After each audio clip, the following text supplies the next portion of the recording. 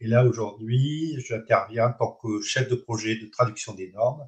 Donc, c'est un projet qui a été initié en 2023 à l'occasion de la présentation du projet des normes. Et ce projet regroupe plus d'une dizaine d'experts francophones en audit interne qui ont pour charge de revoir cette traduction. Et moi, je suis chargé de la coordonner, ce qui explique pourquoi aujourd'hui, vous aurez aussi dans la présentation des termes qui resteront en anglais, car il s'agit de termes nouveaux, issus des normes 2024 dont la traduction n'a pas encore été arrêtée. Voilà. Benoît. Bonjour à tous nos adhérents. Donc Benoît Harel, directeur IFES Certification. J'ai le privilège d'interagir chaque année, en 2023 par exemple, avec plus de 200 directions d'audit interne dans le cadre de leur démarche de professionnalisation, puisque IFES Certification accompagne les directions d'audit interne dans leur diagnostic et leur certification professionnelle.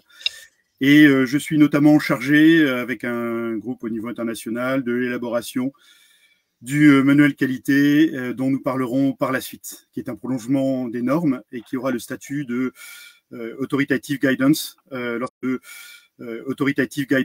lorsqu'il sera publié. Voilà, Philippe. Merci Benoît, merci Hervé. Alors, nous allons utiliser le temps disponible aujourd'hui pour atteindre 3 objectifs que vous pouvez lire sur cette slide. 3 objectifs: comprendre les raisons de la refonte des normes qui a été lancée par l'IA, connaître les grandes lignes de cette refonte et enfin connaître le calendrier de mise à disposition de ces normes en français et aussi de leur déclinaison. Benoît y faisait référence à l'instant. Alors pour ce faire, on va présenter les contenus suivants. Donc premièrement, les raisons qui ont conduit à la refonte de ces normes, les apports des nouvelles normes 2024, une petite partie sur le processus de consultation publique dont Hervé a parlé un peu, qui a été conduit l'an dernier au cours du premier semestre et auquel vous avez sans doute participé. Nous allons également décrire la structure nouvelle donc des normes 2024 et puis, et c'est là qu'interviendront particulièrement Benoît et Hervé, nous allons détailler le contenu et surtout les changements intervenus dans ces normes entre 2017 et 2024, mais également un petit peu entre la version mise en consultation l'an dernier et cette version 2024. Et puis enfin, nous allons conclure sur les prochaines étapes. Alors, Hervé le disait à l'instant, vous avez certainement noté dans les transparents qui vont vous être présentés la présence de contenu en anglais. Alors, il ne s'agit pas d'une bévue, mais simplement de textes qui ont été modifiés entre la version consultation qui a été traduite l'an dernier et cette version qui est mise à disposition cette année. La traduction des normes 2024 étant en cours, nous ne sommes pas en mesure de vous donner la traduction exacte. Et donc, on a préféré laisser ces intitulés en anglais. Dernière précision, nous avons prévu un temps pour les questions en fin de présentation. Donc, on va réaliser dans un premier temps la présentation et puis on répondra à toutes vos questions. Donc, finalement, dans la dernière partie. N'hésitez pas à poser vos questions en commentaire à ce moment-là. Alors tout d'abord, pourquoi de nouvelles normes? Alors 4 raisons principales ont présidé à la décision de refondre les normes de l'IA. En premier lieu, au fur et à mesure du temps, et au-delà de la stricte conformité aux normes internationales, la question de la performance de l'audit interne se pose de façon prégnante. Les nouvelles normes apportent des réponses à cette évolution vers la prise en compte de la performance des services d'audit interne. Deuxièmement, la nature et la fréquence des relations entre les organes de gouvernance et l'audit interne, les objectifs qui lui sont fixés par la gouvernance affectent naturellement l'efficacité du département d'audit interne. Et au moment où l'audit interne doit rendre compte de sa performance, il est important de spécifier plus avant encore les conditions dans lesquelles l'audit interne doit être installé pour délivrer ce qu'on attend de lui. En troisième lieu, dans les faits, l'audit interne contribue à l'intérêt général, ne serait-ce que parce qu'il fait partie de cette chaîne de la confiance qui produit l'assurance nécessaire sur l'information à la fois interne mais aussi externe publiée par l'organisation. À l'heure où cette information devient complexe, qu'on fait les normes SRS par exemple, et où la désinformation devient un risque majeur, confère le rapport du WEF, il est important de rappeler dans les normes le rôle des auditeurs internes dans ce domaine.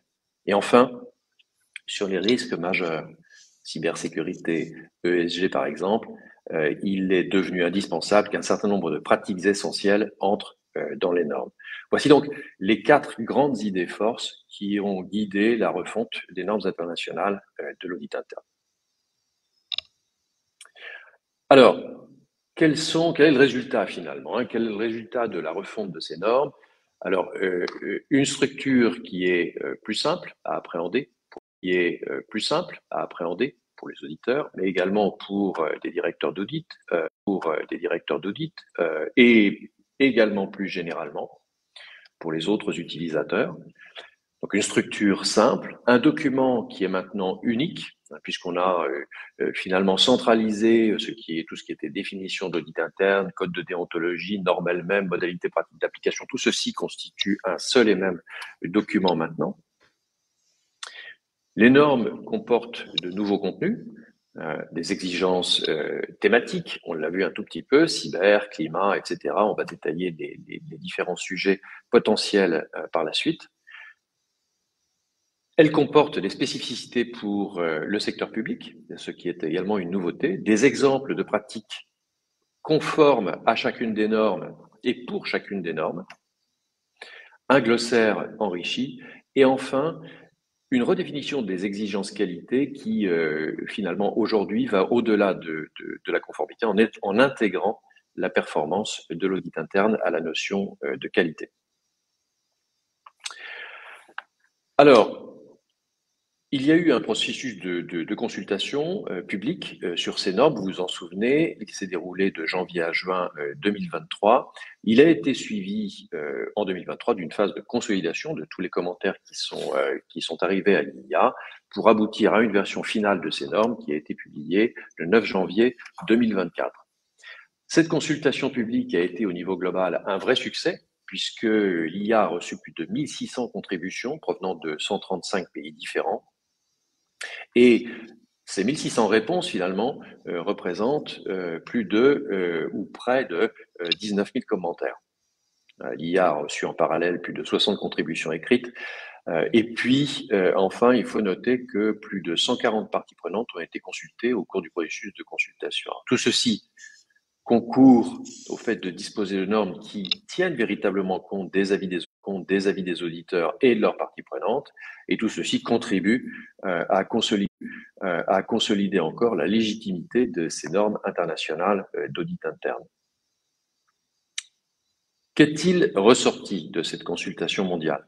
Alors tout d'abord, un fort soutien pour le document qui a été présenté dans un premier temps, donc en 2023, puisque 77% en gros des participants, ça dépend des parties, soutiennent les modifications qui ont été proposées. Et évidemment, il y a eu des commentaires qui ont été émis, on le disait à l'instant, et donc 3 grandes tendances que je vous livre, mais on pourra aller un peu plus dans le détail par la suite de cette présentation. Premièrement, une utilisation plus fréquente du verbe must par rapport au verbe should, qui rend les normes plus prescriptives, et notamment pour ce qui concerne la partie gouvernance. Ça, c'était pour la version mise en consultation, je rappelle. Des exigences qui peuvent être insuffisamment précises parfois pour notamment l'évaluation de la qualité et notamment pour ce qui ressort de la performance. Et enfin, des remarques des questions sur l'applicabilité de ces normes au secteur public et aux ETI, PME, PMI, aux entités qui sont plus petites.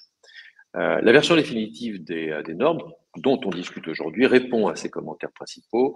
On va revenir avec un peu plus de détails finalement sur ces remarques dans quelques instants quand on va aborder les différents domaines de ces normes. Et justement, avant de rentrer dans le détail, donc voici la nouvelle structure des normes internationales d'audit interne. Et pour ceux d'entre vous qui ont participé à la consultation publique, la structure générale n'a pas varié en fait. Nous avons la mission, la définition, le code de déontologie, les normes, les modalités d'application qui sont désormais intégrées en un seul document, que nous appelons les normes internationales d'audit interne. Ces normes comportent 5 domaines: la mission, l'éthique et le professionnalisme, la gouvernance, la gestion et la réalisation. Et vous remarquerez qu'au-delà du domaine réalisation, performing, il y a des exigences thématiques qui viendront à terme préciser les modalités d'application sur des normes, donc sur des sujets prioritaires comme par exemple la cybersécurité, le ESG, etc. Alors il faut noter que ces exigences thématiques n'ont pas encore été présentées publiquement à ce stade, ça viendra un petit peu après. Donc une structure qui est dorénavant claire et concise, 5 domaines et 15 principes répartis que nous allons détailler immédiatement, et 52 normes qui valent dorénavant pour les missions d'assurance et pour les missions de conseil, donc sur les deux indifféremment, et pour chacune de ces 52 normes, des exigences, des pratiques de mise en œuvre et des éléments qui devront être pris en compte pour la mesure de la conformité. Donc des normes dont l'application est détaillée au sein du même document. Et voici enfin une autre façon plus détaillée encore de représenter la structure des normes 2024 avec cette fois finalement les 5 domaines et les 15 principes. Et donc on voit assez naturellement que les DAI peuvent, les directeurs d'audit interne peuvent aller directement au domaine 3 pour la gouvernance ou bien au domaine 4 pour la gestion de la fonction, et que les auditeurs plus opérationnels, quant à eux, peuvent aller ou pourraient aller directement au domaine 5 sur l'exécution, la réalisation des activités d'audit. Alors nous avons couvert pour l'instant les raisons de la refonte des normes, les principaux changements apportés donc, aux normes, le processus de consultation qui a été appliqué en 2023 et donc la nouvelle structure de ces normes. Voyons maintenant un peu plus dans le détail les 5 domaines et les nouveautés qu'apportent ces normes 2024. Et pour ce faire, je vais laisser la parole à Hervé. Et à Benoît. Merci Philippe. Merci Philippe.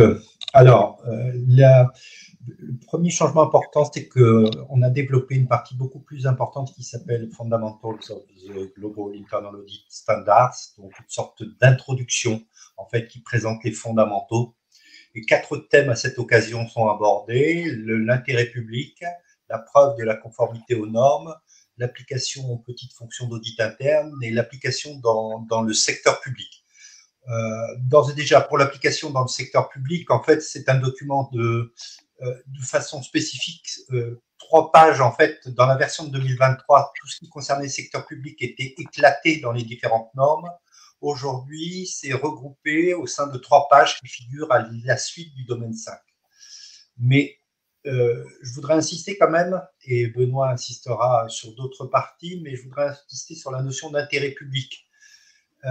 Public interest, en fait, qui a été simplement mentionné dans la version de 2023, mais qui a fait que, suite aux commentaires qu'a développé, a suscité cette expression, a amené l'IA à préciser ce qu'elle entendait par intérêt public, intérêt général, on verra comment ce sera traduit en fait sur le sujet, parce qu'à l'origine, simplement été évoquée la notion de public interest qui peut être ambiguë parce que public interest peut faire référence par exemple à des sociétés cotées. On sait par exemple que dans les normes européennes, on parle d'entity, des entités d'intérêt public, et ça concerne les banques, les assurances et les sociétés cotées.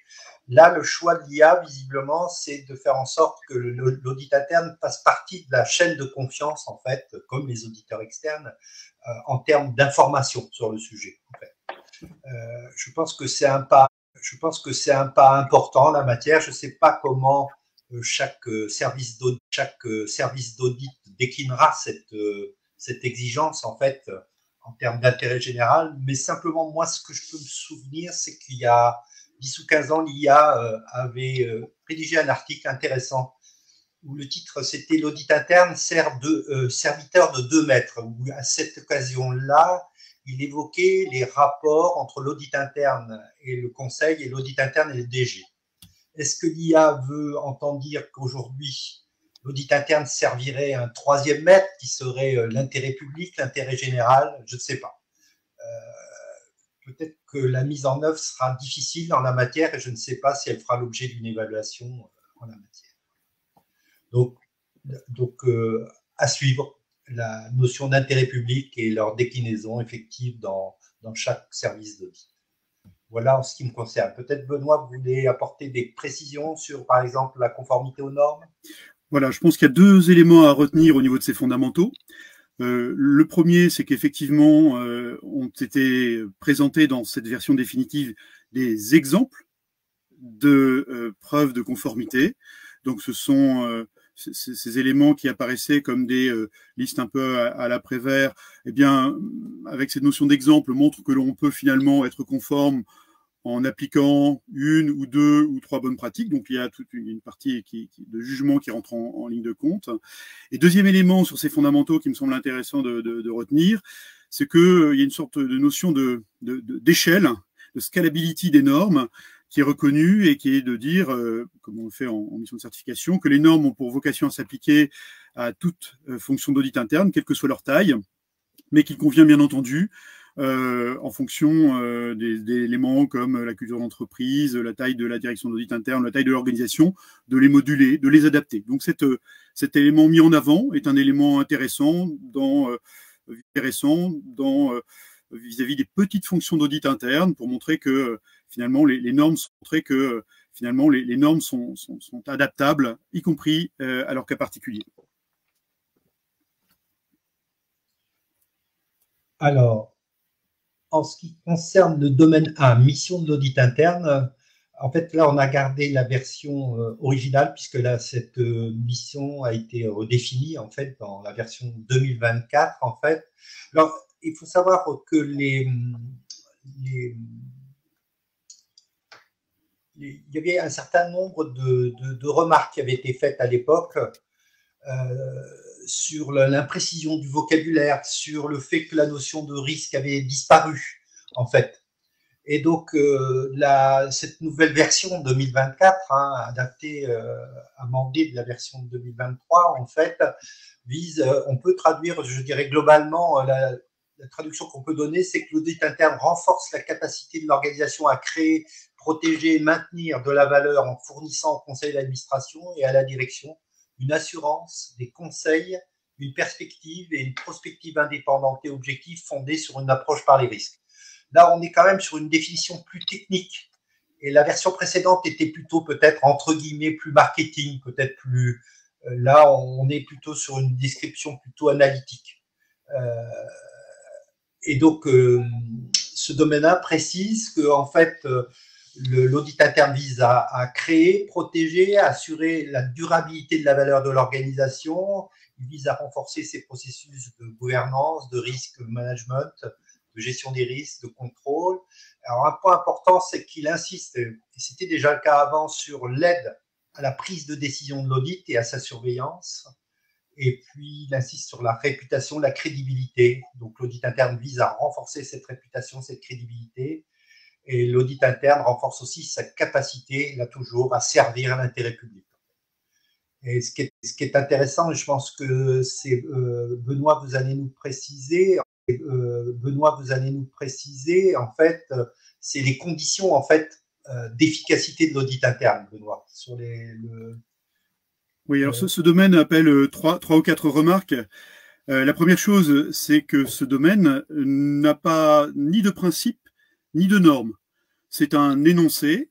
Et donc, ce qui me semble intéressant, c'est de voir que cet énoncé est en fait une sorte de collecteur de l'ensemble des autres domaines, 2, 3, 4 et 5, que l'on retrouve au travers de ces composants. Donc ça, c'est un élément intéressant de se dire que ce domaine, c'est la synthèse finalement des normes. Ça, c'est un premier élément. Deuxième élément qui me semble intéressant de mettre en évidence dans les travaux que la plupart des fonctions d'audit interne sont en train de conduire, c'est l'introduction de cette notion de contribution à la durabilité, à la pérennité de la valeur d'une organisation. Ce qui finalement nous ramène à ces enjeux d'intérêt général et puis de regard de l'audit interne sur des éléments extra-financiers.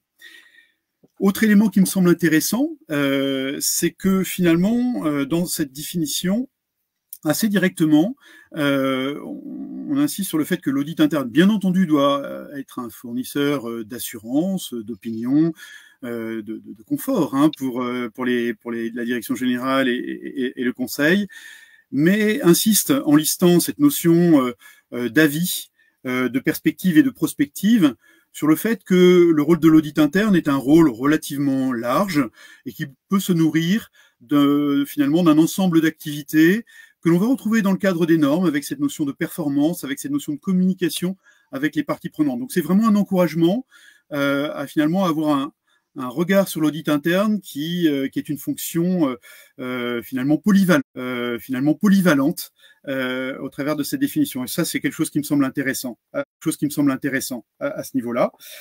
Et puis, ça me semble voilà les points à retenir sur ce domaine 1 dans ce premier regard.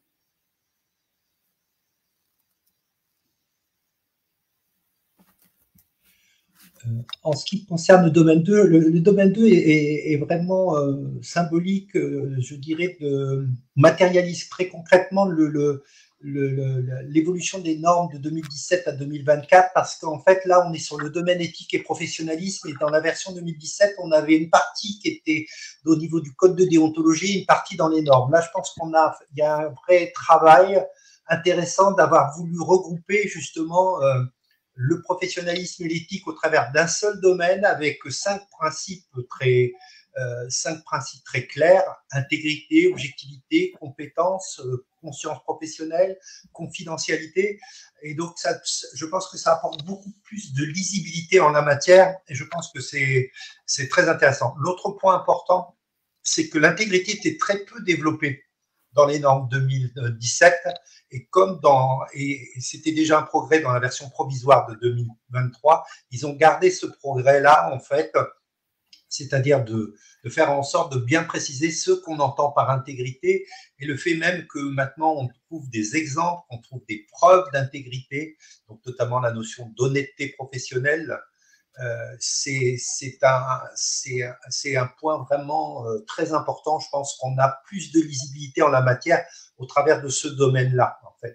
Je pense qu'on est tout à fait, je pense, dans la même logique que ça fait ce qu'a développé l'IFAC pour les commissaires aux comptes, pour les réviseurs comptables, où l'aspect déontologie prend une part de plus en plus importante. Je pense que au sein de l'IFAC, c'est plus de 100 pages, en fait, sur le sujet.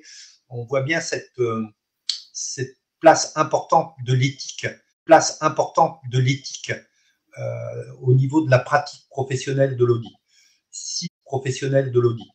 Sinon, en 2023, ce qui avait été évoqué, c'était la difficulté parfois pour les grands départements de répondre à cette norme, dans la mesure où ils pouvaient avoir du personnel temporaire ou spécialisé. Le problème de développer des compétences spécifiques quand dans les équipes d'audit, il y a un turnover important. Et surtout, il avait été évoqué dans les normes la notion de formation professionnelle continue, des nombres d'heures minimales. Et ça, cette notion-là a disparu. Le chiffre, c'est pas la notion exactement, mais les 20 heures ou 40 heures requis, en fait, ont disparu des normes, laissant à chacun, en fait, à un autre niveau, au niveau des normes, le besoin de cette nécessité de préciser le nombre d'heures de formation professionnelle nécessaires.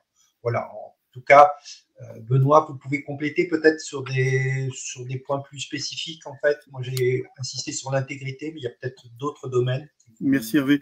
C'est vrai que ce domaine 2 est intéressant pour un directeur d'audit interne. C'est ce que j'appellerais un domaine de management qui finalement permet d'aborder avec son équipe un ensemble d'enjeux qui sont finalement assez importants. L'audit interne est une activité conduite par des hommes et des femmes, et c'est important que finalement, au-delà des aspects techniques, on insiste bien sur l'aspect comportemental. et que finalement, au travers de cet accent qui est mis sur ces sujets, voilà, le directeur d'audit interne soit conforté dans son rôle de management. Deuxième élément que je retiens dans ce domaine, c'est effectivement un certain nombre d'encouragements pour finalement une attitude éthique. On insiste beaucoup sur l'environnement de travail, sur le courage des auditeurs dans leurs affirmations, dans la formulation de leurs opinions, dans leur capacité à signaler des problèmes qui viendraient finalement qui seraient des atteintes aux attentes de l'organisation, aux exigences de l'organisation en matière d'éthique. Et je pense aussi que c'est un domaine qui a aussi une certaine dimension intéressante en matière de compétences. Je cite souvent l'exigence, la norme 4.2, conscience professionnelle, qui est intéressante à plusieurs égards. Le premier, c'est que elle insiste beaucoup dans la notion de conscience professionnelle sur la prise en compte des attentes, des intérêts de ceux pour qui les missions sont conduites et les intérêts des autres parties prenantes. Ce qui est aussi un point d'ancrage sur cette notion d'intérêt général que Hervé a précisé précédemment. C'est aussi cette norme 4.2 qui encourage les auditeurs à utiliser des techniques d'analyse de données. Donc, vous voyez, c'est à la fois du comportement, mais c'est également aussi de la technique. Donc, ça fait partie des deux normes qui évoquent ce sujet avec la norme 14.1. Voilà, donc vraiment un domaine très intéressant qui est finalement un programme d'intégration d'un nouvel auditeur à part entière, je pense. Voilà, pour conclure. Alors, sur le domaine 3, c'est peut-être le domaine qui a le plus évolué entre la version provisoire de 2023 et la version définitive, en fait. Il y a eu beaucoup d'interrogations sur le côté impératif de ces normes sur un sujet où globalement, l'audit interne n'a pas de poids, en fait, sur l'organisation, sur la gouvernance de sa propre fonction. À la rigueur, il est force de proposition, mais c'est pas lui qui décide très clairement, en fait, comment va être organisé les liens entre le conseil, la DG en la matière, et donc il n'a pas la main sur le sujet. Donc,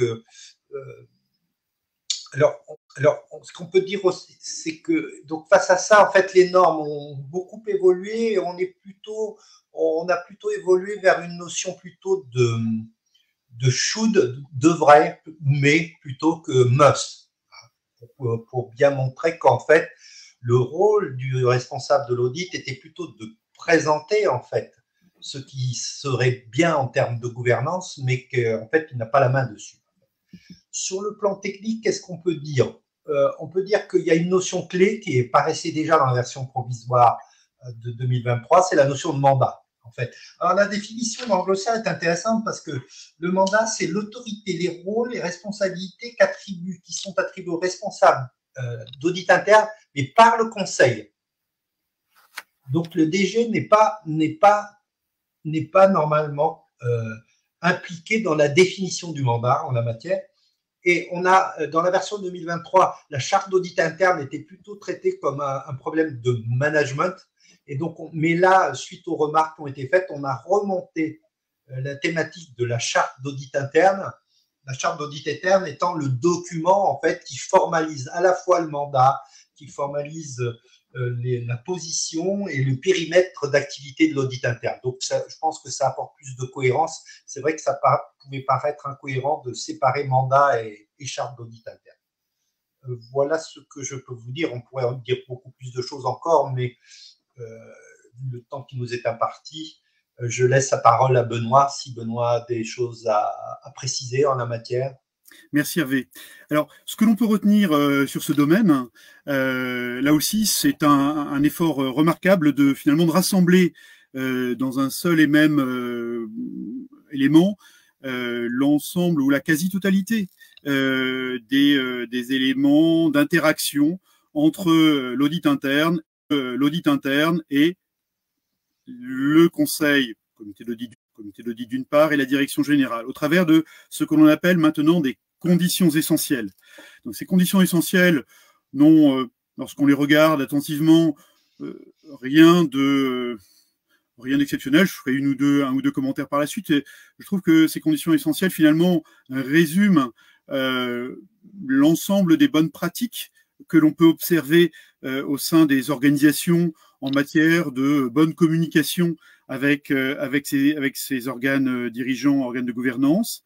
Je pense que c'est aussi on retrouve au travers de ces conditions essentielles un véritable encouragement à la communication, à l'interaction, à l'échange d'informations, à la prise en compte des attentes qui peuvent provenir justement de la direction générale, du comité exécutif et du comité d'audit. Donc ça, c'est un élément positif.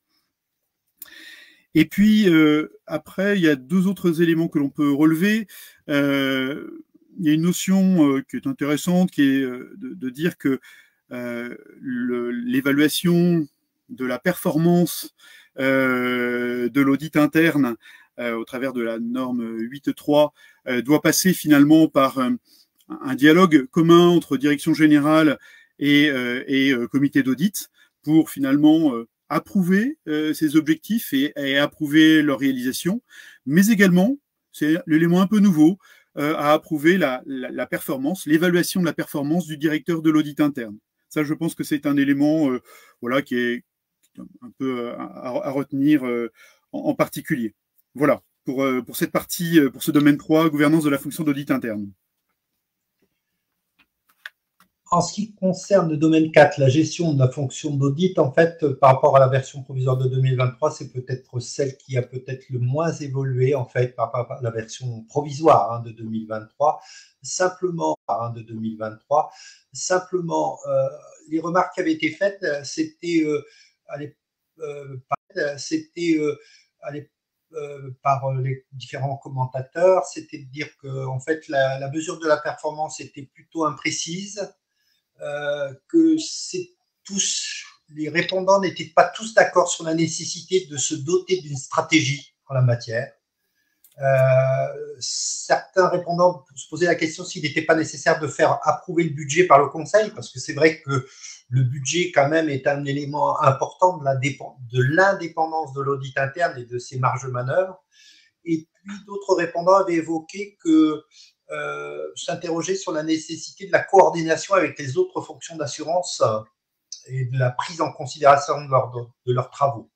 Alors, là, la confirmation de l'IA a confirmé très clairement que l'audit interne avait à définir sa propre stratégie en la matière, comme n'importe quel autre service, fonction de l'organisation. En termes de performance, ils ont clarifié que l'IA a clarifié que les objectifs devaient être définis, leur atteinte mesurée et les plans d'action définis et mis en œuvre lorsque c'est nécessaire. Que l'IA a précisé que le budget, en fait, devrait être approuvé par le conseil lorsque c'est possible. Mais sinon, si ça ne l'est pas, bien sûr que le budget, le processus d'adoption du budget suivrait la voie qui est généralement suivie par l'organisation elle-même, en fait. Et il y a confirmé que oui, c'est bien à l'audit interne de coordonner les autres fonctions d'assurance en la matière. Ce n'est que l'application du principe des 3 lignes, en fait, en la matière. Et donc voilà ce qu'on peut dire en la matière. Mais sinon, sur le domaine 4, les thèmes sont toujours, on est bien sur la notion de planification stratégique, de gestion des ressources, de communication avec efficacité, et puis d'amélioration à la qualité. Donc là, je vais laisser plutôt Benoît, puisqu'on est sur la qualité donnée, quelles ses remarques en la matière, Benoît, pour poursuivre. Voilà. Alors sur ce domaine 4, là encore, on voit bien que le concepteur des normes a voulu, avec ces différents domaines, faciliter et rendre les normes vraiment un élément d'aide et d'appui aux fonctions d'audit interne, aux directeurs d'audit interne dans sa conduite de sujet, en rassemblant finalement un certain nombre d'éléments clés. Alors, je vais juste attirer votre attention sur deux, trois éléments qui me semblent particulièrement notables, y compris d'ailleurs cette notion de qualité. Le premier élément qui me semble intéressant de relever concerne le plan d'audit interne. Ce que le concepteur des normes met en avant, c'est que le plan d'audit interne doit avant tout soutenir la réalisation des objectifs de l'organisation.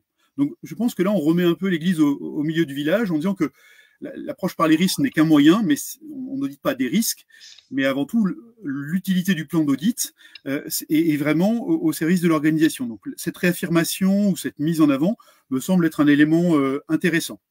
Bien entendu, comme Hervé l'a évoqué, cette notion de stratégie qui vient finalement décliner opérationnellement le mandat que l'on a défini me semble être aussi quelque chose que les directions d'audit interne certifiées connaissaient déjà, qu'on avait déjà mis en avant dans le cadre de ces programmes. Si j'avais également deux, trois points à mettre en évidence, il y a un petit point technique qui semble un peu anodin, mais qui est intéressant, qui est de dire que dans la communication du plan d'audit, il faut mettre en avant les domaines ou activités à risque élevé qui n'auraient pas été inclus dans le plan. Donc c'est cette fois une vision un peu négative. Enfin, c'est-à-dire ça permet effectivement au lecteur du plan d'audit d'avoir finalement une vision d'ensemble, d'avoir finalement une vision d'ensemble de ce qui est couvert et de ce qui n'est pas couvert. Ce n'était pas aussi explicite que ça dans les normes précédentes. Autre élément important, en matière de coordination, ce qu'Hervé a évoqué, et bien sûr dans le prolongement des encouragements à une meilleure coordination, avec ce point d'attention qui est de dire que si le niveau de coordination qui est cible n'est pas atteint, eh bien, cet élément doit faire l'objet d'une discussion, d'une interaction avec la direction générale à ce sujet. Autre élément qui me semble important concerne la norme 11.3, qui est une norme très intéressante sur la communication des résultats, où finalement, à la fois, on ouvre les possibilités de communication des résultats et puis on les rassemble sur deux aspects. Une communication des résultats annuels de l'audit interne sur un certain nombre de thèmes. Voilà, donc on propose à l'audit interne d'identifier un certain nombre de thèmes sur lesquels, à l'issue d'une analyse des tendances, des évolutions, des principales déficiences vues de manière consolidée, ils peuvent communiquer en prenant en compte les attentes donc de la direction générale et du comité d'audit. Donc cette notion de thème est un élément important. Et puis également cette notion de conclusion consolidée au niveau d'unité, au niveau de division et même au niveau de l'organisation, sur là aussi un certain nombre de sujets liés à la gestion des risques. Donc cette notion de communication globale, consolidée, thématique, me semble être un élément utile pour finalement montrer l'importance de l'audit interne à ce sujet. Et puis bien entendu, la notion de qualité est partie intégrante de l'activité de l'audit interne. Et les normes 12 viennent préciser finalement ce qui est attendu avec effectivement une petite norme 12.2 qui est une sorte de norme un peu pivot sur les aspects de mesure et de méthodologie de création d'indicateurs de la performance de l'audit interne. Voilà un petit peu ce que je pouvais dire sur ce domaine 4 en complément. Hervé. D'accord, ok, très bien. Merci Benoît. Alors, en ce qui concerne la dernière partie, réaliser les activités d'audit interne, bon, là, on n'a pas de modification essentielle par rapport à la version provisoire de 2023, ni même par rapport à les normes de 2017. Moi, je signalerai cette notion de ranking, de rating, en fait, donc de classement donc qui est en fait une pratique qui existe déjà depuis dans beaucoup de services d'audit, c'est-à-dire de scorer en fait l'activité auditée. Donc ce n'est qu'une confirmation d'une pratique qui existe déjà depuis un moment dans beaucoup de services d'audit interne. Voilà, en ce qui me concerne sur réaliser les activités d'audit interne. Peut-être que Benoît, vous avez des choses à rajouter peut-être sur ce sujet. Oui, alors il n'y a pas d'évolution fondamentale de la manière de conduire une mission d'audit interne. On donne au travers de ces nouvelles normes quelques éléments nouveaux intéressants sur la façon dont on doit préparer et exécuter la mission. Bon, j'en retiendrai quelques-uns. Alors le premier dans la norme 14.1 où on fait le lien justement avec cette notion de scepticisme professionnel et donc cette capacité finalement à questionner les informations qui nous sont fournies, à prendre du recul, à élargir les interlocuteurs pour finalement corroborer un certain nombre d'informations. Et puis, autre élément intéressant, c'est cet encouragement à analyser ces documents, pas seulement à les collecter, mais bien, on dit bien qu'ici, on collecte les informations pour les analyser et pour les évaluer. Et c'est vrai que c'est un peu, ça peut être un défaut que l'on peut observer, c'est que on met souvent l'accent dans la réalisation des travaux sur la collecte d'informations au détriment d'une certaine analyse et évaluation. Et donc, bien le rappeler ici me semble être un élément positif.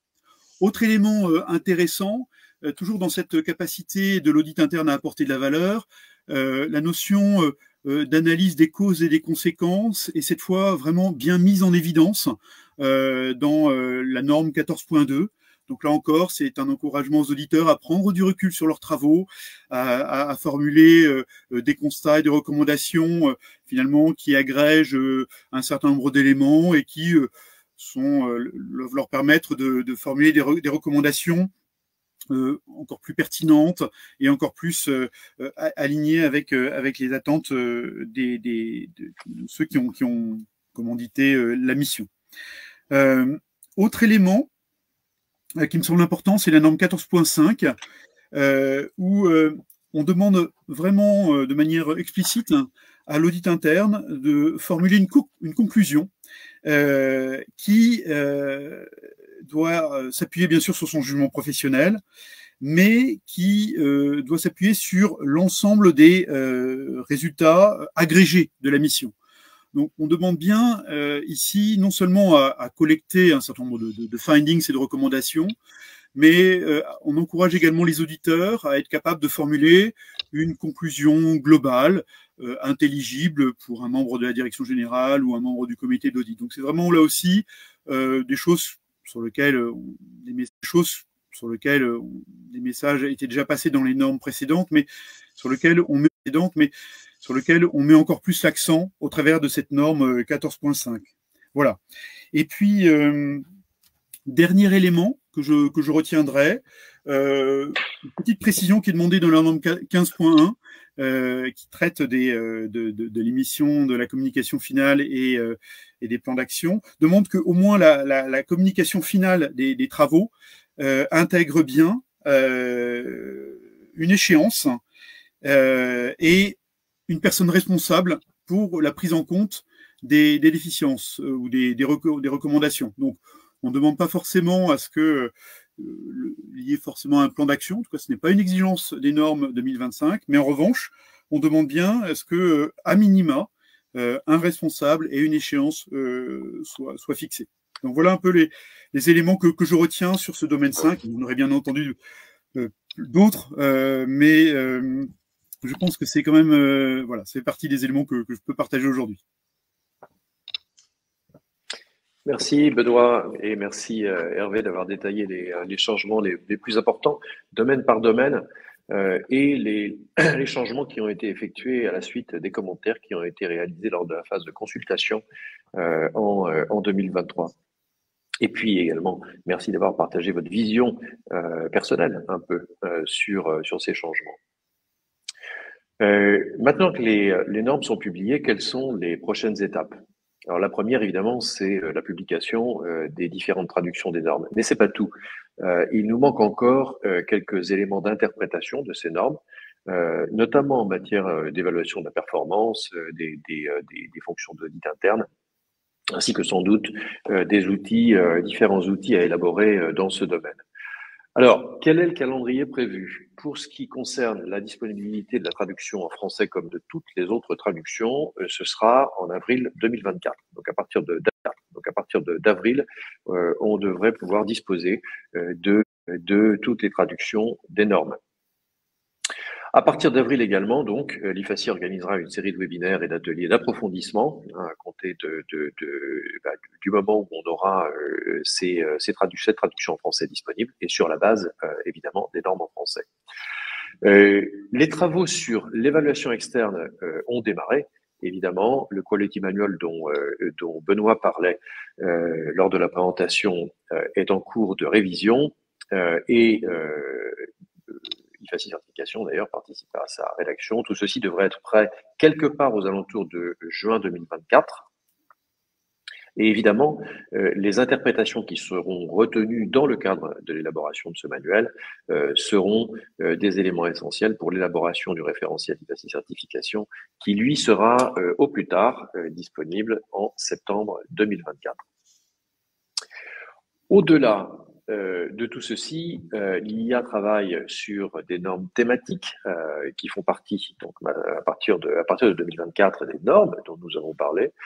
Donc on a évoqué la possibilité d'avoir des normes sur la cybersécurité, sur l'ESG ou la durabilité. Donc vous voyez ici les différentes thématiques qui sont à l'étude et selon toute vraisemblance, on devrait voir arriver une première norme sur la cybersécurité dans les prochains mois. On devrait. Alors, un mot sur l'évaluation externe de la qualité. Peut-être, Benoît, je te laisse présenter cette slide. Merci Philippe.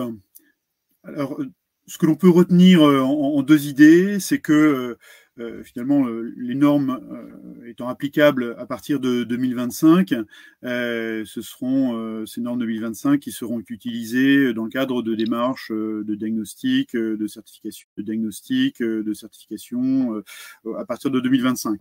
Il existe une sorte de période de transition qui est intéressante à considérer, c'est de se dire voilà, en 2024, les normes 2017 sont utilisées, mais il est encouragé finalement une transition au travers, par exemple, de la réalisation d'un diagnostic, d'un quick scan sur l'application des normes 2025. Ce que je peux dire en conclusion, pour les directions d'audit interne qui sont familières et qui appliquent le référentiel professionnel de l'audit interne 2020, vous avez reconnu au travers finalement de la structure des normes et de leur contenu beaucoup d'éléments, si ce n'est la quasi-totalité des éléments qui étaient déjà appliqués en 2020. Donc, je pense que le RPI 2020 était une bonne préparation à cette transition vers les normes 2025. Il y aura certainement quelques ajustements dont on parlera, mais je pense que l'essentiel est déjà présent à la fois dans cette notion de conformité et de performance. Voilà ce que je peux dire sur cette transition. Merci Benoît. Et puis pour conclure, voici les conséquences en une page, les conséquences des nouvelles normes sur le contenu et la disponibilité des certifications de l'IA. Et donc vous pourrez voir que pour le CIA par exemple, les changements interviendront en mai 2025 et que nous attendons en fait un calendrier plus détaillé rapidement. Pour l'Internal Audit Practitioner, les changements auront lieu en janvier 2025. Et enfin, pour le CRMA, donc le Risk Management Certification and Risk Management Assurance, celui-ci n'est pas directement impacté par les nouvelles normes et donc rien ne change. Vous avez ici le lien vers la page du site internet de l'IA qui vous permet également de suivre directement les informations sur la mise à disposition des nouvelles versions du CIA. Voici pour notre présentation. Nous sommes arrivés à son terme, donc sur les raisons de la refonte des normes, sur les grandes lignes des nouvelles normes et sur le calendrier des prochaines étapes. Donc, on est maintenant à votre disposition pour répondre à quelques questions. Mais si on n'a pas le temps de répondre à l'ensemble de ces questions, n'hésitez pas à les poser dans tous les cas sur Internet à la suite de ces vidéos. Nous tenterons d'y répondre par la suite. Alors, j'ai tenté de repérer au fur et à mesure de cet exposé un certain nombre de questions. Je vais tenter de répondre par ordre chronologique.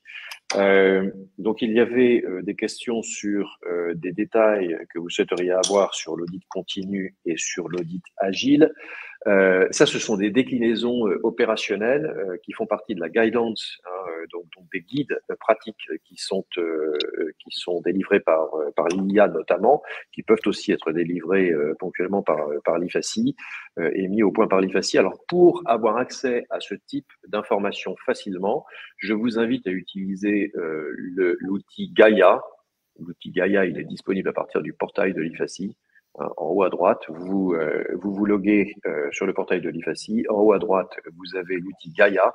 Et cet outil Gaia, en fait, c'est un outil qui est basé sur ChatGPT et qui vous permet, en fait, d'avoir accès à l'ensemble de la documentation de l'IPPF.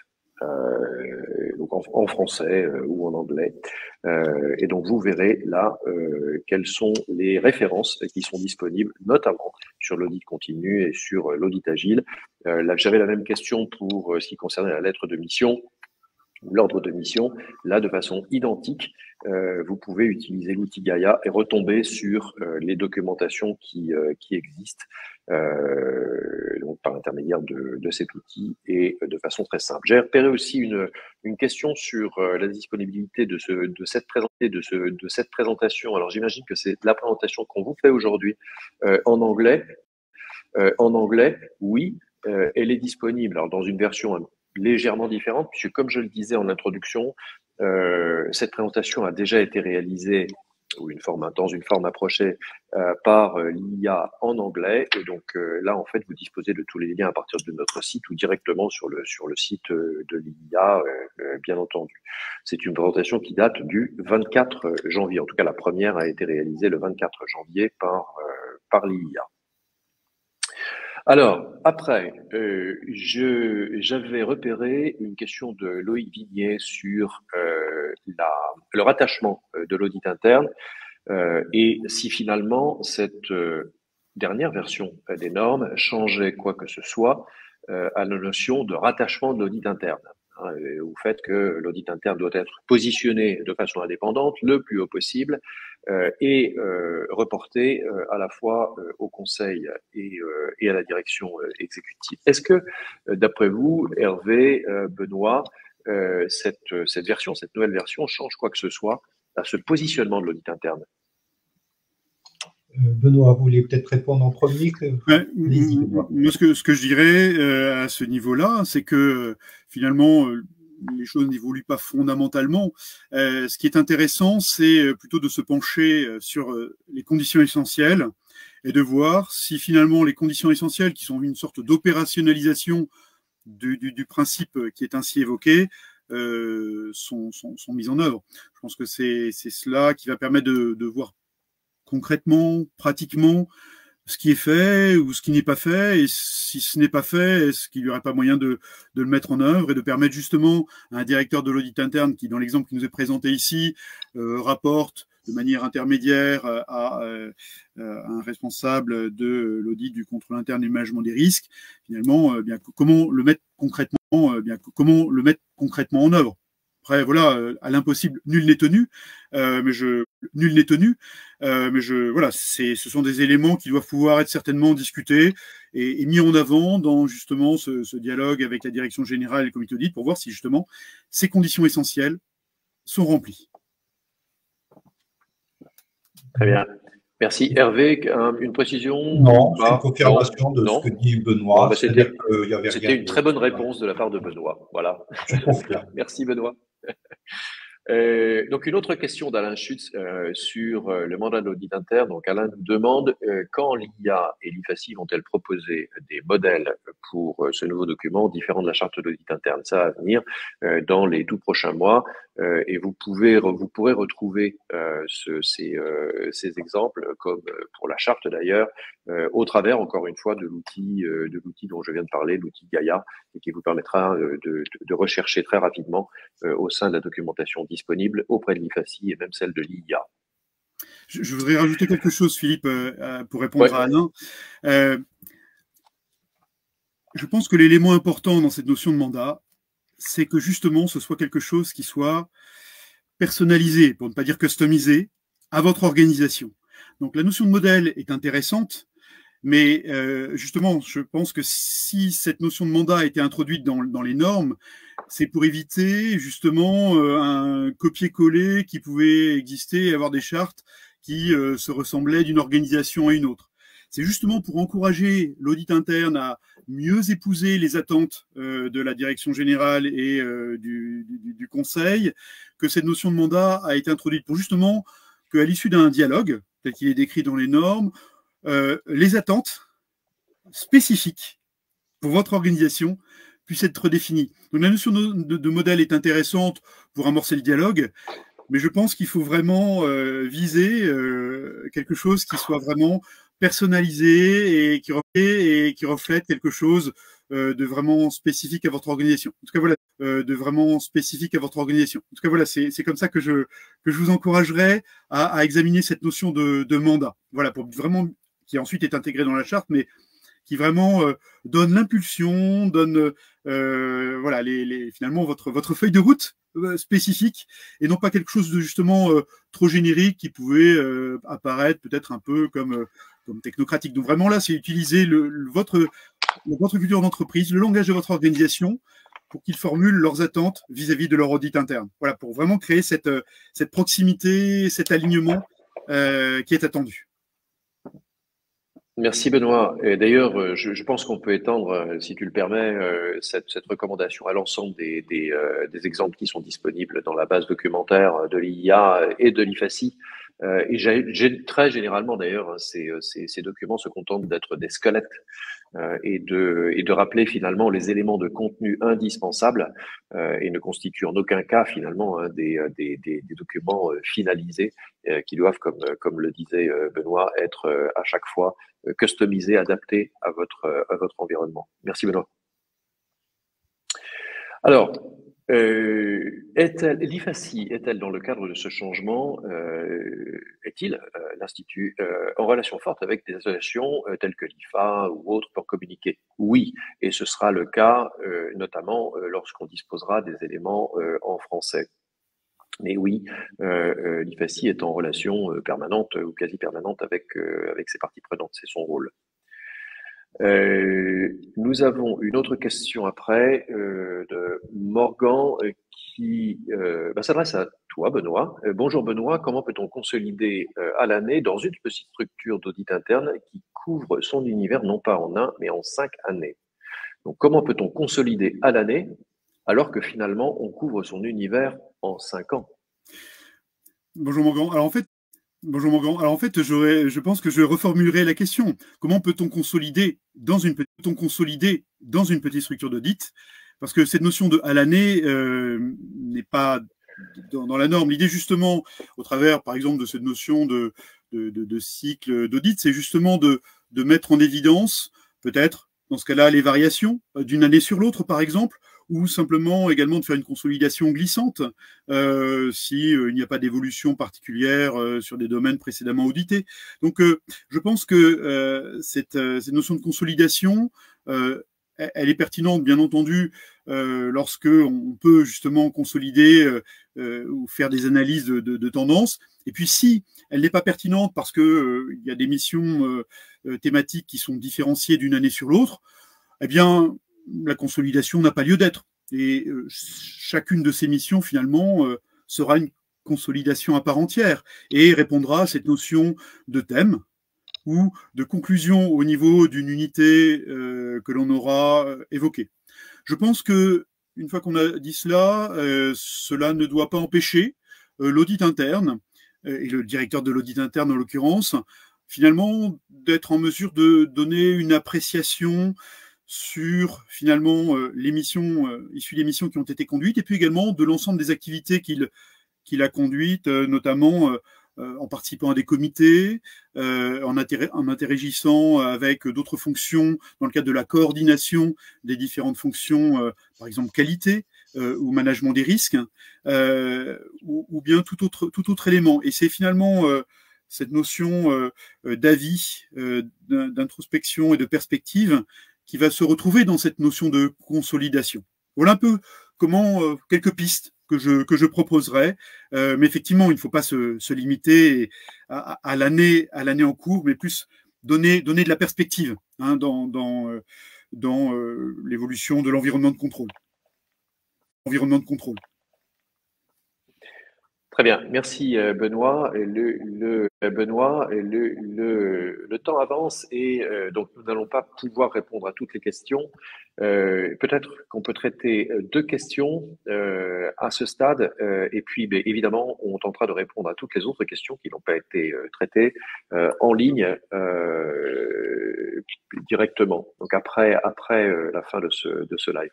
Alors, sur peut-être les deux dernières questions, je vois une question qui me paraît émerger sur les aspects technologiques, en fait. Émilie Dumas nous demande finalement à quel point les standards évoluent sur les technologies finalement et la réalité de notre métier en matière d'utilisation de ces technologies. Alors, est-ce que les standards finalement comportent des choses ou des éléments spécifiques concernant l'utilisation des nouvelles technologies? Hervé, peut-être? Oui, ouais, en ce qui concerne les ressources technologiques, il y a forcément, ils sont évoqués les aspects système d'information, mais je ne pense pas que ce soit la vocation des normes de rentrer dans le détail de l'utilisation des outils informatiques, puisqu'on est bien sur les outils. Alors après, c'est vrai qu'on peut se poser une question, c'est vrai, en quoi peut-être le développement de tous ces outils ne remettrait-il pas en cause finalement la mission de l'audit interne, la façon de le développer?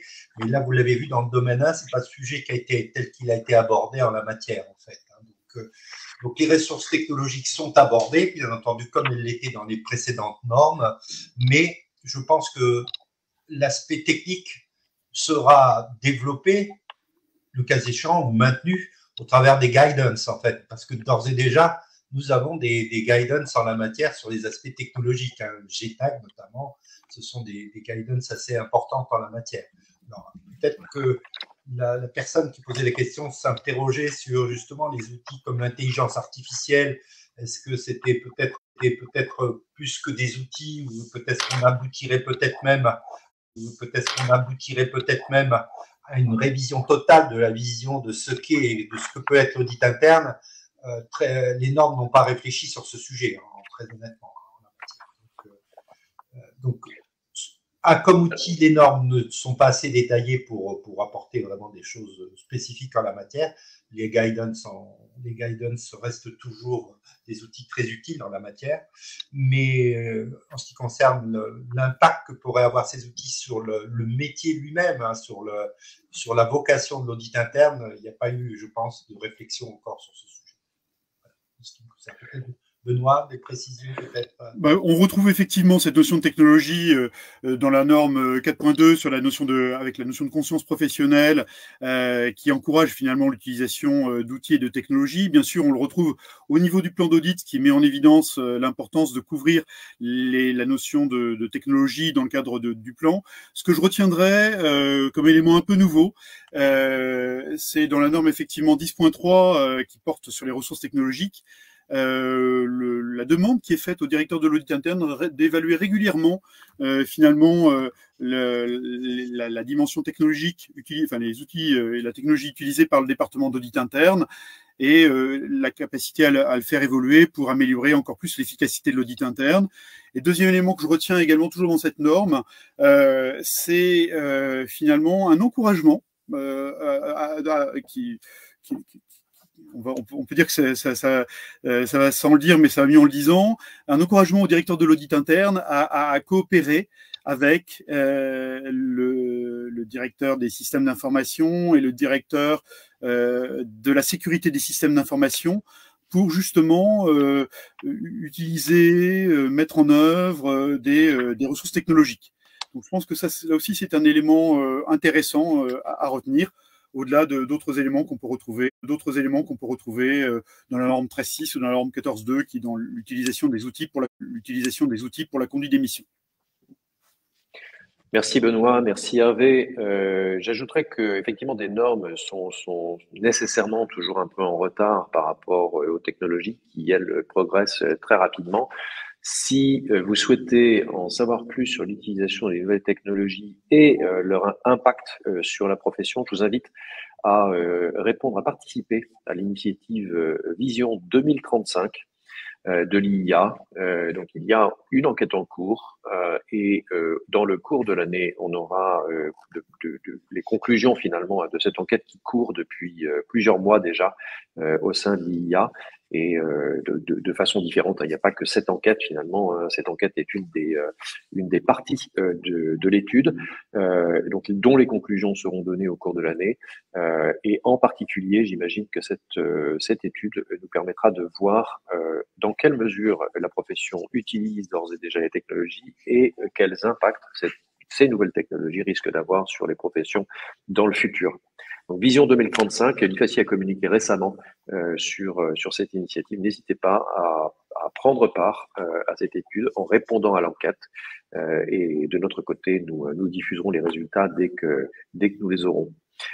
Je vous remercie, merci beaucoup à toutes et à tous d'avoir participé à ce webinaire. Je sais que toutes les questions n'ont pas trouvé réponse, mais nous allons faire le maximum pour y répondre en différé et en ligne sur LinkedIn et sur Workplace. À très bientôt. Au revoir. Au revoir.